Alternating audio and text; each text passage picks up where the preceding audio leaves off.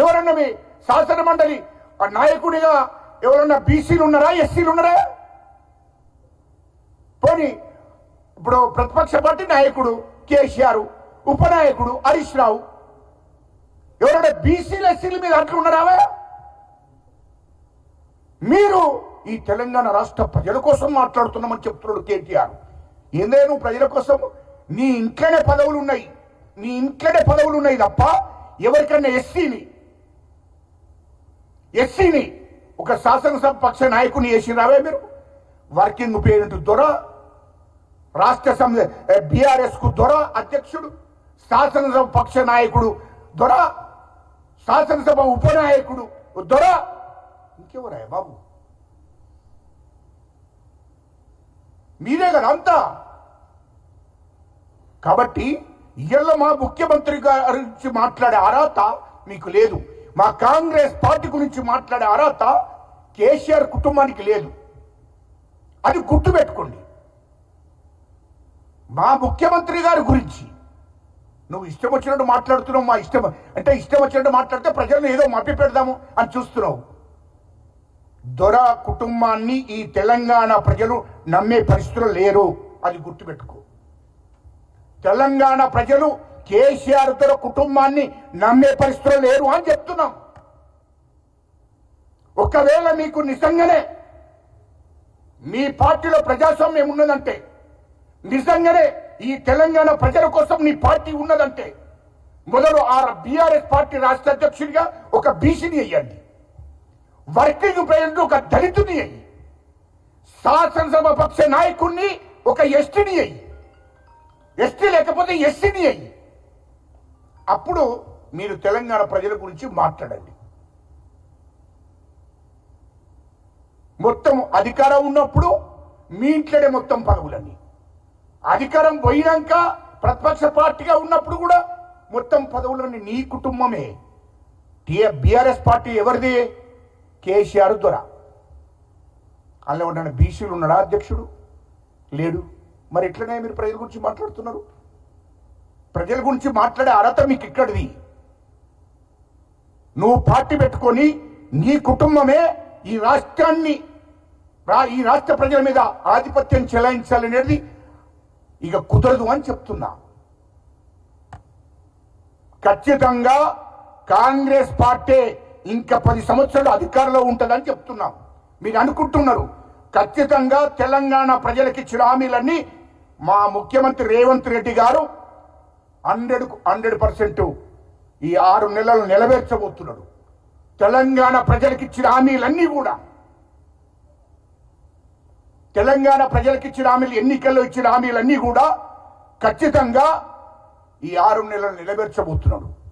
ఎందుకంటే మాకు 5 ఏళ్ళు ఇంకా పూర్తే కాలే. నువ్వు 10 ఏళ్ళు పూర్తయినా ప్రజలకు ఇచ్చిన హామీలు నెరవేర్చలే. కానీ మేము ప్రజలకు ఇచ్చిన హామీలను ఒకటి ఇప్పుడు నెరవేర్చుకుంటూ వస్తున్నాం.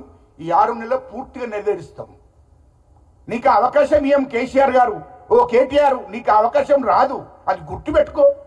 నువ్వు ఎన్ని మాట్లాడినా నీకు అవకాశం రాదు. ఖచ్చితంగా మీకు అవకాశం రాదు. మీరు భూముల మీద మాట్లాడినా, ప్రాజెక్టుల మీద మాట్లాడినా, మీరు ఎన్ని తెలంగాణ ప్రజలను మభ్య పెట్టాలని మాట్లాడినా, మీరు గుర్తుపెట్టుకోండి, ఒక్క దొర కుటుంబమే మాట్లాడుతుంది. బీసీలు, ఎస్సీలు, ఎస్టీలు మాట్లాడంలే. ఒక్క దొర కుటుంబమే మాట్లాడుతుంది.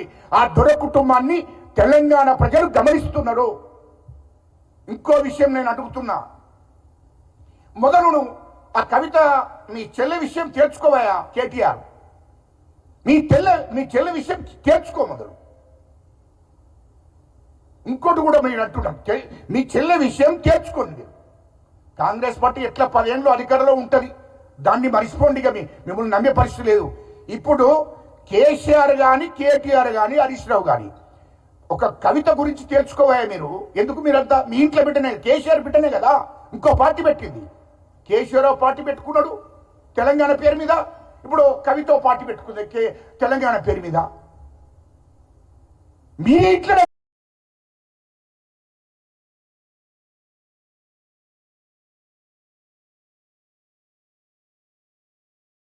మా కేసీఆర్ దోసుకున్నాడని చెప్తుంది. దాన్ని తెచ్చుకోండి.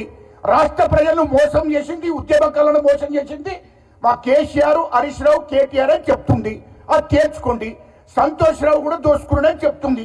కవితనే, మేం కాదు చెప్పేది, కవిత గారే చెప్తున్నారు మీ కుటుంబం గురించి. వాస్తవే, 8 లక్షల కోట్లు అప్పు చేసింది వాస్తవమే, తెలంగాణ రాష్ట్రాన్ని దోసుకున్నది వాస్తవని కవితనే ఒప్పుకుంటుంది కదా. మొదలు కవిత గురించి తెలుసుకోవయ్యా, మా పార్టీ గురించి కాదు. ఈ తెలంగాణ ప్రజల గురించి వదిలేయి. తెలంగాణ ప్రజల గురించి కాంగ్రెస్ పార్టీ, కాంగ్రెస్ ప్రభుత్వము, మా ముఖ్యమంత్రి గారు చూసుకుంటారు. మొదలు మీ ఆస్తి పంపకాలు. ఇప్పుడు కవిత గారు బయటకు వచ్చింది ఎందుకు? మీరు ఆస్తులు పంపకాల కాడ గొడవ జరిగింది.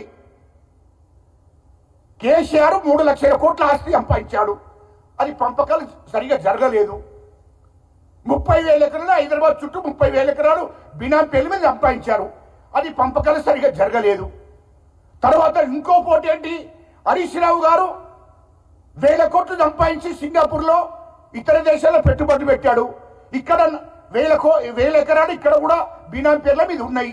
హరీష్ రావు అంతా మాకు ఆస్తి లేదు అనేది ఒక కోపము.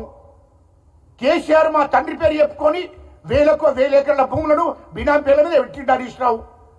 సింగపూర్లో పెట్టుబడులు పెట్టిండు, ఇతర దేశాల్లో పెట్టుబడులు పెట్టిండు హరీష్ రావు మా నాన్న పేరు చెప్పుకొని. అదొక పంచాయతీ. ఇప్పటికి అంటుంది కదా, ఆ వాస్తవాన్ని ఒప్పుకుంటుంది కవితక్క గారు. ఇప్పుడు మీ కుటుంబ పంచాయతీ రోడ్డు మీదకి వచ్చింది. రోడ్డు మీదకి వచ్చి ఏం చేసిండ్రు, పార్టీలుగా విడిపోయినారు, పార్టీలు పెట్టుకుంటున్నారు. మీకు మీరు నేర్చుకోండి. మొదలు ఆస్తుల పంపకాల గురించి మాట్లాడుకోని మొదలు. అదేది మీ ఆస్తులను ఎక్కడి, ఈ పంచాయతీ ఎక్కడిది? తెలంగాణ ప్రజలు దోసుకున్న ఆస్తే కదా.